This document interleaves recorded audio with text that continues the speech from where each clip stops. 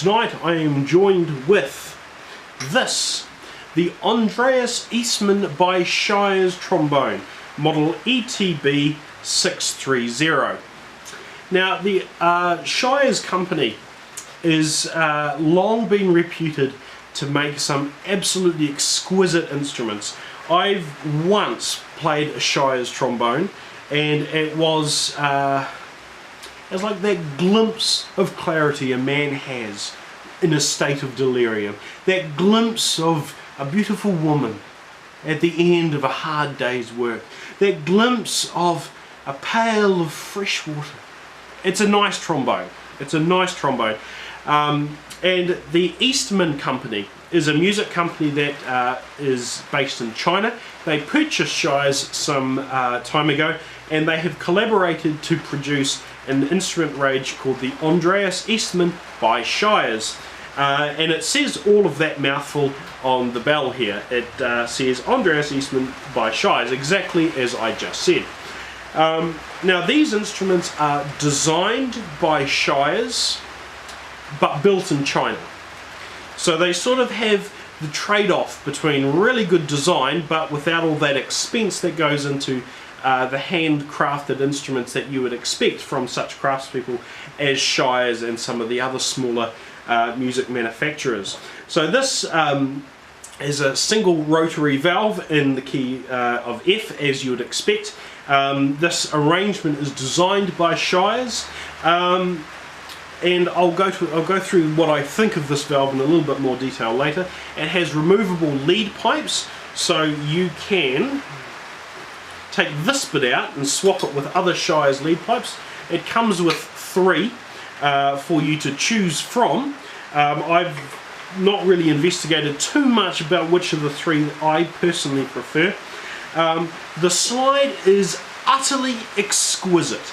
It is one of the best slides that I have handled in my time. It is light, it is quick, it is smooth, it is silent. It's pretty much everything that you want a trombone to be.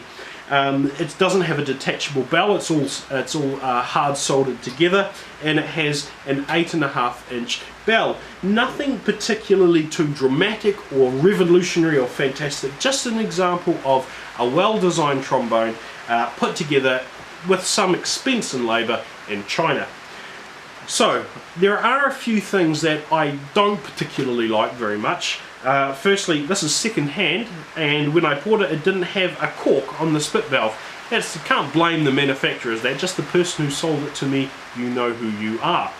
I think that the dimensions, the width of the slide from this pipe to this pipe, they're a bit too far apart for a tenor trombone. I've got very large mitts, and even this I think is just a bit too big. It's very bass trombone proportioned, and because you don't have that second trigger pedal, you don't really have the same leverage over it, so it doesn't really feel as nice in the hands as it perhaps could have. I think this needs to be a little bit, these tubes need to be a little bit closer together. The trigger mechanism here is a bit sluggish. I've tried to lubricate it and oil it a little bit to some slight improvement, but there's still a little way to go.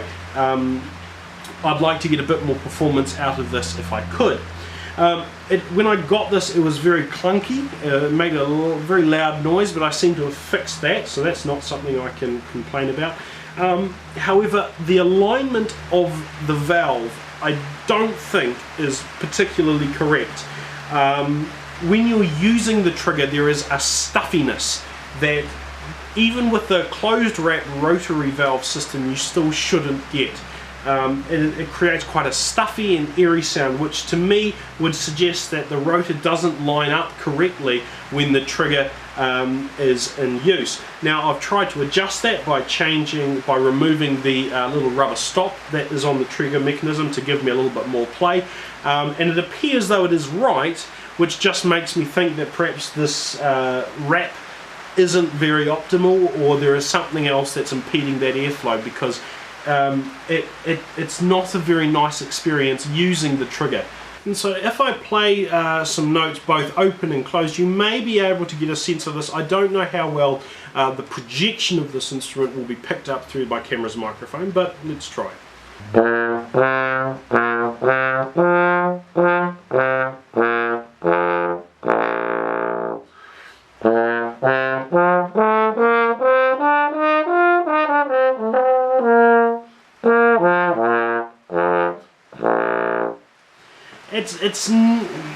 It's hard to sort of describe what this feels like. My ears are telling me that it sounds tolerable, but I can tell that the projection is not there. I can tell that it doesn't resonate as freely as the open notes. I can tell that there's just that something that's missing, something that on other valves that I've played, such as my single rotors on my Jupiter trombone that I had before my King, and even on my King bass trombone, they're so much freer, and that's something that we lack with this, which is a bit of a shame. Everything else is fine. The tuning slides all move in with adequate ease, and the instrument sounds quite nice. I don't know what mouthpiece comes with this, because when I bought it, it came with a Dennis Wick mouthpiece and something which probably was the original, in that it was a no-name, just standard mouthpiece modelled on the old 1.5G sort of standard. The case, however, was quite interesting. For those of you who have seen videos that I made on my fake Bach Stradivarius trumpet, you will recognise this case. This case has got, let me just point out, some handles that are quite characteristic. It has straps on the back for you to use it as a backpack, and it has this sort of brown feeling to it with these vinyl accents on the corners. Now if I pick up the trombone case, which despite being a little bit bigger, you can see some quite startling similarities. Firstly, we have the same characteristic handles made out of the same material.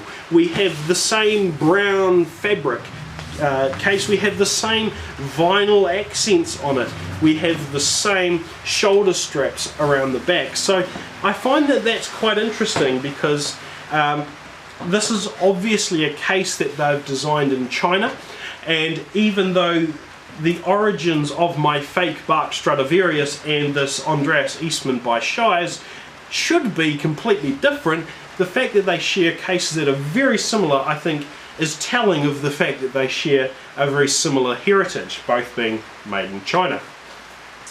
The person who sold this to me told me it was bought brand new in 2012 and has seen little use.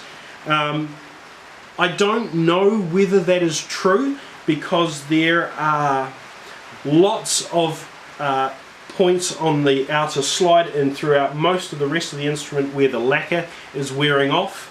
There is lots of pitting, a couple of really small rust spots, particularly around some of the engraving, like the serial number on the trigger and the model number that we have here.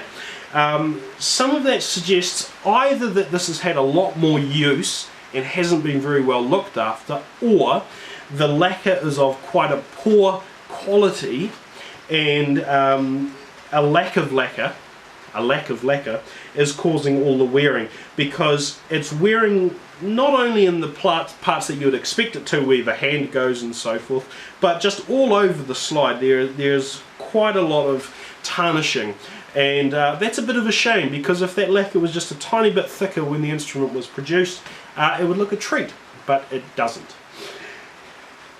Anyway, that's a bit of waffling. How does this instrument sound?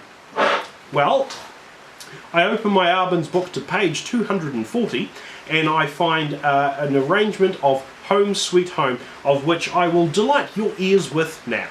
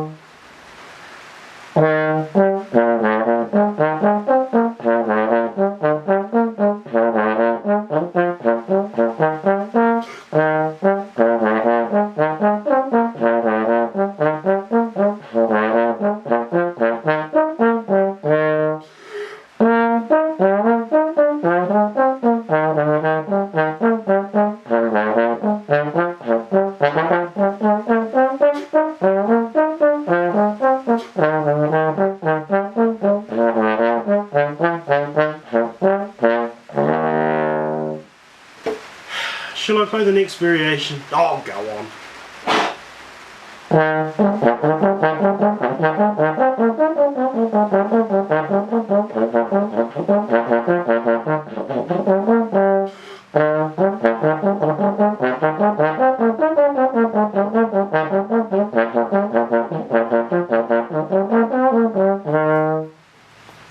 What do I think about this trombone in, overall? I think that for me there are a couple of things that I'd like changed if I was to design an instrument for myself. However, overall, this is a very good, affordable, intermediate level trombone. If you were a professional, somebody that makes money off their craft, you might want something a little bit better. But for somebody like me who plays sporadically and plays primarily for my own enjoyment, this is a very, very good, very affordable option. And so I would have to say that I recommend it. Thank you very much for watching this video.